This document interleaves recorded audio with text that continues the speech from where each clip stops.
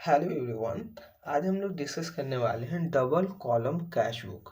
Double column cash book के अंदर हम लोग कैश बुक को डबल कॉलम कैश बुक कहते हैं, जिसमें हम लोग debit side and credit side 2 column prepare करते हैं। एक कॉलम बैंक का एंड एक कॉलम कैश का प्रिपेयर करते हैं, डेबिट साइड भी एंड क्रेडिट साइड भी इन कैश बुक। ठीक है। एंड उसमें भी आज हम लोग डिस्कस करने वाले हैं, जब बैंक का ओपनिंग बैलेंसेस ओवरड्राफ्ट होता है तब किस तरीके से हम लोग कैश बुक प्रिपेयर करते हैं।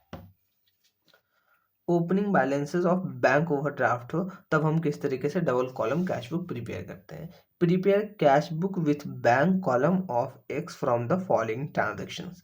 जो ट्रांजेक्शंस गिवन है उसके हेल्प से हम लोग को कैश बुक प्रिपेयर करना है, कैश बुक प्रिपेयर करना and double column cash book prepare करना। बिकॉज यहाँ पे बोल रहा है cash book with bank column, cash book जो प्रिपेयर करना है बैंक कॉलम के साथ। इसका मतलब ये है कि हम लोग को double column cash book prepare करना है, जो ट्रांजेक्शन्स गिवन है उसके हेल्प से। 1 फरवरी को कैश इन हैंड गिवन है 2,20,000। इसका मतलब ये है कि ओपनिंग बैलेंसेस है कैश का, कैश एट बैंक ओवरड्राफ्ट 60,000। इसका मतलब ये है कि 1 फरवरी को ओपनिंग बैलेंसेस है बैंक का 60,000 रुपीज ओवरड्राफ्ट बैलेंसेस है। ठीक है। तो कैश और बैंक जो होता है वो एसेट नेचर का होता है एंड एसेट का डेबिट बैलेंसेस होता है। ठीक है। तो कैश इन हैंड का तो डेबिट बैलेंसेस 2,20,000 रुपीज 1 फरवरी को, बट कैश एट बैंक की जगह पे लिखा हो ओवरड्राफ्ट बैलेंसेस है बैंक का। तो अगर ओवरड्राफ्ट बैलेंसेस है बैंक का, इसका मतलब है कि क्रेडिट बैलेंसेस है बैंक अकाउंट का। जनरली बैंक का क्या होता है, जनरली बैंक का डेबिट बैलेंस होता है, बट यहाँ पे ओवरड्राफ्ट बैलेंस शो कर रहा है। इसका मतलब ये है कि बैंक का क्रेडिट बैलेंस है। ओवरड्राफ्ट का मतलब होता है कि जितने हमारे अकाउंट में डिपॉजिट था उससे ज़्यादा हम लोगों ने विड्रॉ कर दिया। ठीक है। तो वो क्या चीज़ हो गया, हम लोग के लिए ओवर ड्राफ्ट हो गया। जितना अमाउंट हम लोगों ने एक्सेस विड्रॉ किया अपने डिपॉजिट अकाउंट से। फॉर एग्जांपल 1,00,000 रुपये हमारे लोग के बैंक अकाउंट में डिपॉजिट था एंड हम लोगों ने बैंक से जो विड्रॉ कर लिया वो 1,20,000 रुपीज़ विड्रॉ कर लिया। इसका मतलब 20,000 रुपीज़ हम लोगों ने एक्स्ट्रा विड्रॉ कर लिया बैंक से। ये 20,000 रुपीज़ जो हो गया हम लोग के लिए ओवरड्राफ्ट हो गया, हम लोग के लिए लाइबिलिटी हो गया कि फ्यूचर में ये 20,000 रुपीज़ बैंक वाले को पे करना है। जनरली बैंक का क्या होता है, डेबिट बैलेंस होता है, बट अगर ओवरड्राफ्ट बैलेंस शो कर रहा है इसका मतलब बैंक का क्रेडिट बैलेंसेस है। तो हम लोग ओपनिंग बैलेंसेस पुट करेंगे कैश बुक के अंदर। तो कैश बुक प्रिपेयर करना in the books of x double column cash book. Double column cash book का जो फॉर्मेट होता है वो टी शेप फॉर्मेट में होता है and debit side date particulars ledger folio cash bank and credit side date particulars ledger folio cash bank. ठीक है। 1 फरवरी को ओपनिंग बैलेंस जो गिवन है कैश इन हैंड का दैट इज 2,20,000 रुपये। 1 फरवरी को to balance BD 2,20,000 rupees cash का गिवन है। तो हम लोगों ने पुट कर दिया to balance BD. BD means brought down, हम लोग जनवरी से बराउट डाउन कर रहे हैं कैश का बैलेंस है 2,20,000 रुपीज एंड बैंक का ओवरड्राफ्ट बैलेंसेस है। इसका मतलब बैंक का क्रेडिट बैलेंसेस है। तो by balance BD 60,000 rupees. BD means brought down. 3 फरवरी को जो ट्रांजेक्शन हुआ है डिपोजिटेड इनटू बैंक 80,000 रुपीज। 3 फरवरी को हम लोगों ने बैंक में डिपॉजिट किया है 80,000 रुपीज। इसके वजह से क्या हुआ होगा, बैंक इंक्रीज हो गया होगा 80,000 रुपीज से एंड कैश डिक्रीज हो गया होगा 80,000 रुपीज से। तो इस ट्रांजेक्शन्स के अंदर कैश एंड बैंक दोनों इन्वॉल्व है, तो इस ट्रांजेक्शन्स को हम लोग कैश बुक के अंदर रिकॉर्ड करेंगे। तो डिपॉजिट किए बैंक में तो बैंक इंक्रीज हो गया होगा एंड बैंक जो होता है वो एसेट नेचर का है एंड एसेट का इंक्रीज करना डेबिट करते हैं। ठीक है। तो डेबिट साइड हम लोग रिकॉर्ड करेंगे बैंक कॉलम में। डेबिट साइड 3 फरवरी को to bank account 80,000, bank account नहीं कैश अकाउंट होगा। रीजन क्या है, 3 फरवरी को बैंक को इंक्रीज होने का कैश रीजन है, तो to cash account 80,000 rupees. Corresponding 3 फरवरी को क्या हुआ होगा, कैश डिक्रीज हुआ होगा तो हम लोग 3 फरवरी को कैश कॉलम में क्रेडिट साइड रिकॉर्ड करेंगे 80,000 रुपीज़, बिकॉज कैश भी एसेट नेचर का होता है एंड एसेट का डिक्रीज करना क्रेडिट करते हैं। रीज़न क्या है? तो बैंक में डिपॉजिट करने की वजह से, तो बाय बैंक अकाउंट हम लोगों ने पुट कर दिया। तो इस ट्रांजेक्शन्स के अंदर cash and bank account involve है, तो इसको हम कॉन्ट्रा एंट्री कहते हैं। तो यहाँ पे हम लोग सी लिखें और यहाँ पे भी सी पुट कर देंगे, इसका मतलब ये है ये कॉन्ट्रा एंट्री है। 4 फरवरी को goods purchase against cheque 34,000 rupees. हम लोगों ने जो गुड्स परचेज किया है वो बाई चेक परचेज किया है 34,000 रुपीज़ का। चेक किस चीज़ को रिप्रेजेंट करता है? बैंक को रिप्रेजेंट करता है, ठीक है। तो 34,000 रुपीज़ से बैंक डिक्रीज हो गया होगा एंड बैंक का जो नेचर होता है वो एसेट नेचर का होता है एंड एसेट का डिक्रीज करना हम लोग क्रेडिट करते हैं। तो हम लोग क्रेडिट साइड रिकॉर्ड करेंगे कैश बुक के अंदर, वो भी बैंक कॉलम में। कितने अमाउंट से? 34,000 रुपीज़ से। 4 फरवरी बाय परचेजेस 34,000 बैंक कॉलम में। पार्टिकुलर्स में रीजन पुट करते हैं। रीजन क्या है बैंक के डिक्रीज होने का? वो है परचेज, गुड्स परचेज करने की वजह से। तो हम लोगों ने रीजन पुट कर दिया पार्टिकुलर्स वाले कॉलम में। फैब 7 कैश परचेजेस 60,000 रुपीज़ का। हम लोगों ने कैश बेसिस पे परचेज किया 60,000 रुपीज़ का 7 फरवरी को है। इसका मतलब ये है कैश का आउटफ्लो हुआ है बिजनेस से। तो कैश एसेट नेचर का होता है एंड एसेट का डिक्रीज करना हम लोग क्रेडिट करते हैं। तो क्रेडिट साइड रिकॉर्ड करेंगे कैश कॉलम के अंदर, कैश बुक के कैश कॉलम के अंदर 16,000 रुपीज़। रीजन क्या लिखेंगे? परचेजेस 7 फरवरी, 7 Feb by purchases account 60,000 rupees cash column में। Feb 8 paid commissions by cheque 12,000 rupees. हम लोगों ने कमीशंस पे किया है बाय चेक 12,000 रुपीज। तो चेक किस चीज को रिप्रेजेंट करता है? बैंक को रिप्रेजेंट करता है। तो हम लोगों ने जो कमीशंस पे किया है वो बैंक के थ्रू पे किया है। तो बैंक अकाउंट का नेचर क्या होता है? एसेट नेचर का होता है एंड एसेट डिक्रीज हो गया होगा। एसेट डिक्रीज हो गया होगा बिकॉज हम लोगों ने कमीशन पे किया है एंड एसेट का डिक्रीज करना हम लोग क्रेडिट करते हैं। तो कैश बुक के अंदर बैंक कॉलम में क्रेडिट साइड रिकॉर्ड करेंगे एंड पार्टिकुलर्स में रीजन लिख देंगे, दैट इज कमीशन की वजह से। 8 Feb by commission account bank column में 12,000 रुपीज हम लोगों ने पुट कर दिया। Feb 9 withdrew from bank for personal use 2,500 rupees. हम लोगों ने बैंक से विड्रू किया है पर्सनल यूज़ के लिए 2,500 रुपीज़। तो पर्सनल यूज़ के लिए क्या है? तो इसमें कौन कौन सा अकाउंट इन्वॉल्व है? तो एक तो ड्राइंग्स अकाउंट इन्वॉल्व है बिकॉज पर्सनल यूज़ के लिए ऑनर ने विड्रू किया है। दूसरा बैंक अकाउंट इन्वॉल्व है। बैंक अकाउंट इन्वॉल्व है तो उसको कैश बुक के अंदर रिकॉर्ड करेंगे बिकॉज कैश बुक जो रिकॉर्ड करता है वो receipt and payment of cash and bank को रिकॉर्ड करता है। तो बैंक अकाउंट इस ट्रांजेक्शन के अंदर इन्वॉल्व है, ठीक है। तो बैंक क्या हो रहा है? डिक्रीज हो रहा है। और रीज़न क्या है? ड्राइंग्स की वजह से। तो हम लोग बैंक का जो नेचर होता है वो एसेट नेचर का होता है एंड एसेट का डिक्रीज करना हम लोग क्रेडिट करते हैं। तो कैश बुक के अंदर बैंक कॉलम को क्रेडिट करेंगे 2,500 रुपीज से एंड पार्टिकुलर्स में रीजन पुट कर देंगे, डैट इज ड्राइंग्स की वजह से। बाय ड्राइंग्स अकाउंट 9 फरवरी को 2,500 rupees. 12 Feb receive from Ved 6,000 rupees. Half of the amount was deposited into the bank on the same day. हम लोग कितना रिसीव किए हैं वेद से? 6,000 रुपीज वेद से रिसीव किए हैं।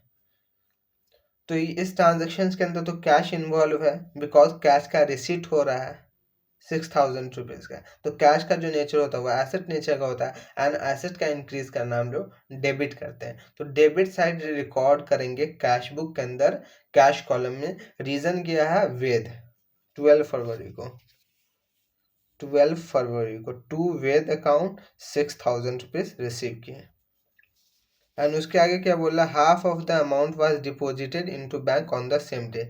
6,000 रुपीज में से 3,000 रुपीज हम लोगों ने 12 फरवरी को डिपॉजिट कर दिया बैंक में।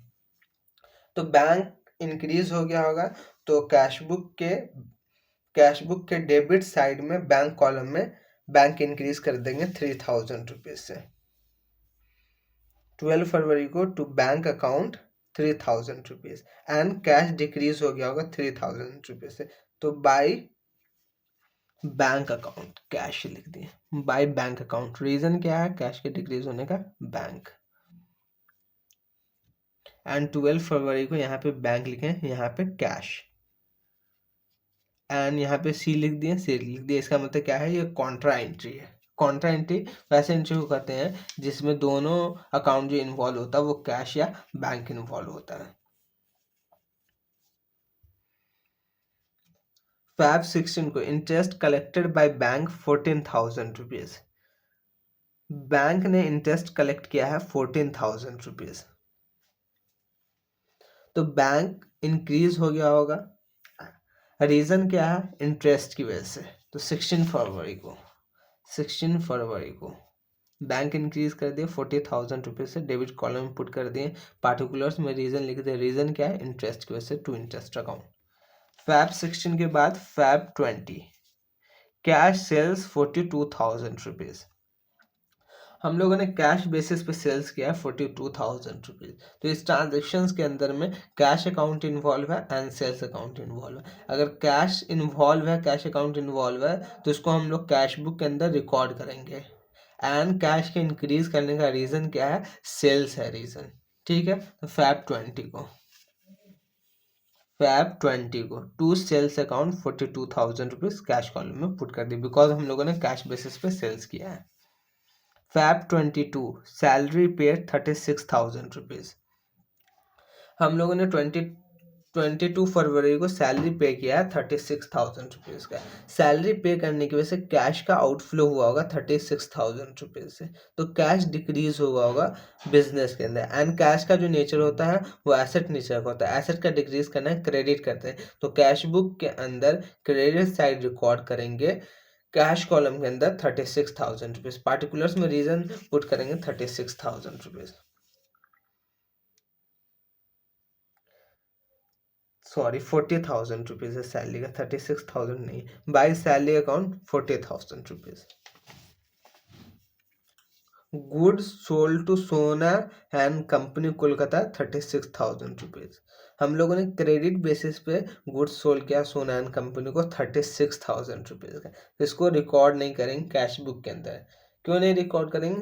बिकॉज कैश बुक के अंदर receipt and payment of cash record करते हैं, एंड बैंक के थ्रू जो रिसीट एंड पेमेंट होता है उसको रिकॉर्ड करते हैं। बट ये हम लोगों ने जो सेल्स किया क्रेडिट बेसिस पे किया है, बिकॉज यहाँ पे पार्टी का नाम मेंशंस है ट्रांजैक्शंस के अंदर में। तो इसका मतलब ये है कि हम लोगों ने क्रेडिट बेसिस पे सेल्स किया है, तो इसको रिकॉर्ड नहीं करेंगे कैश बुक के अंदर। 29 फरवरी को रिसीव चेक डेटेड 3 मई 2023 from Sona and company after discount of 800 rupees. हम लोग को चेक मिला है जो डेटेड है 3 मई का 2023 का, फ्रॉम सोना एंड कंपनी से डिस्काउंट ऑफ 800। डिस्काउंट कितना है? 800 रुपीज़ का। तो इसको रिकॉर्ड नहीं करेंगे बिकॉज चेक में जो डेट मेंशंस है वो 3 मई का मेंशंस है। ठीक है, इसकी वजह से इसको हम क्या चीज करेंगे? रिकॉर्ड नहीं करेंगे कैश बुक के अंदर।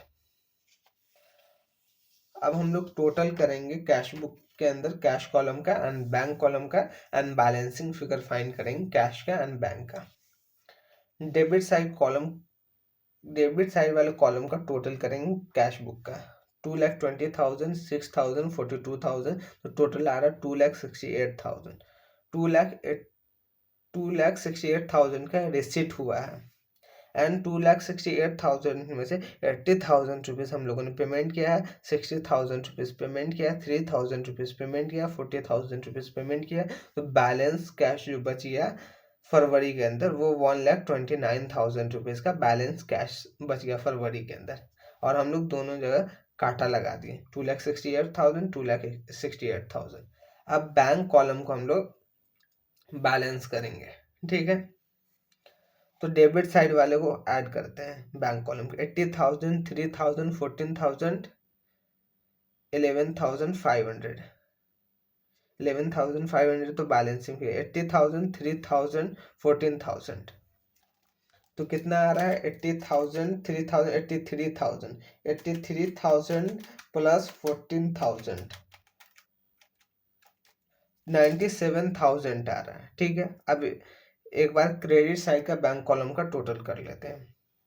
60,000, 34,000, 12,000, 200, 5,000, तो 1,08,500 आ रहा है बैंक अकाउंट का क्रेडिट साइड।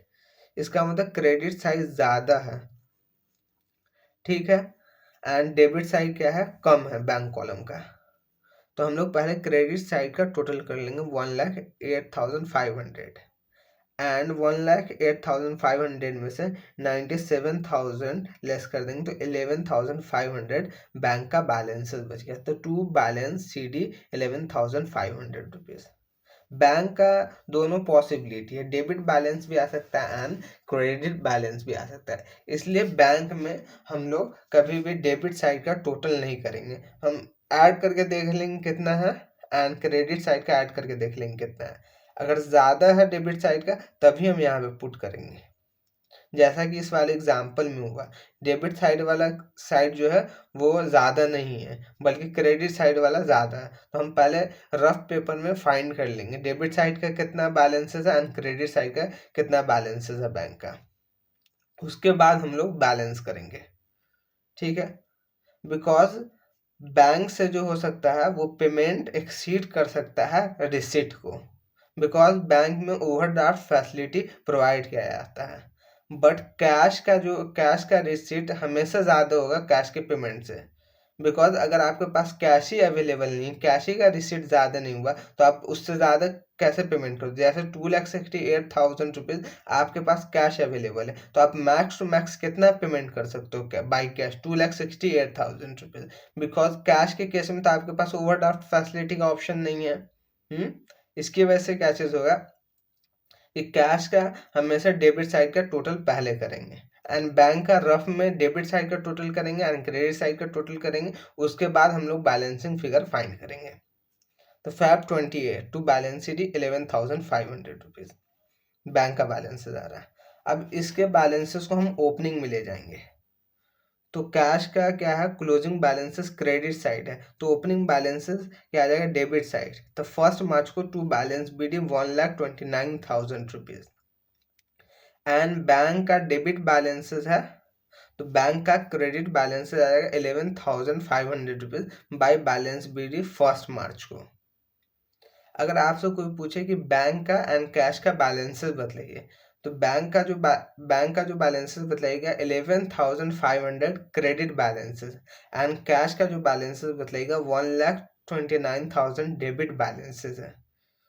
क्यों बतलाइएगा 1,29,000 डेबिट बैलेंसेस है, क्रेडिट बैलेंस क्यों नहीं बताया कि किसी भी लेजर अकाउंट का अगर आपसे कोई बैलेंसेस पूछे तो उसके क्लोजिंग बैलेंस को आपको ओपनिंग में ले जाना है एंड ओपनिंग में ले जाके देखना है कि डेबिट साइड है या क्रेडिट साइड बैलेंस, उसके हिसाब से हम लोग पुट करेंगे, उसके हिसाब से हम लोग बतलाएंगे कि कैश अकाउंट या बैंक अकाउंट का डेबिट बैलेंस है या क्रेडिट बैलेंस है। किसी भी लेजर अकाउंट को जब भी आप बैलेंस करना तो इस चीज़ को ध्यान में रखना कि हमेशा उसका जो ओपनिंग बैलेंसेस जो होगा वही उसका फेवरेबल बैलेंसेस होगा। तो ये क्लोजिंग वाला कभी नहीं बतलाना, उसको ओपनिंग में ले जाना, उसके बाद बतलाना कि उस अकाउंट का डेबिट बैलेंस है या क्रेडिट बैलेंस है।